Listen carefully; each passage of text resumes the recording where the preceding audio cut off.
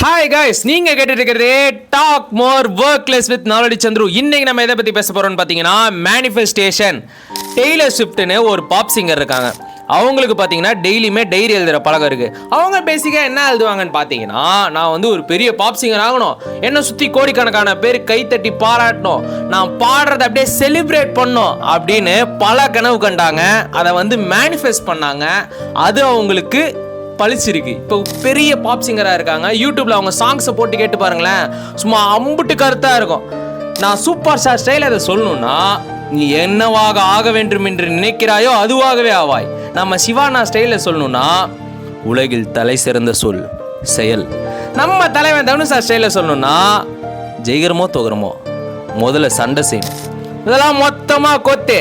நம்ம ஸ்டைலில் ஒன்று சொல்லணும்னா, மாட்டுக்கு இருக்கும் வாளே, நான் சொல்ற கதையை நீ கேளு, எவனாவது இரிட்டேட் பண்ணா போடா ஃபூலு FOOL அப்படின்னு போய்கினே இருங்க. Fly your feathers so high. பாய், நாளைக்கு வரேன்.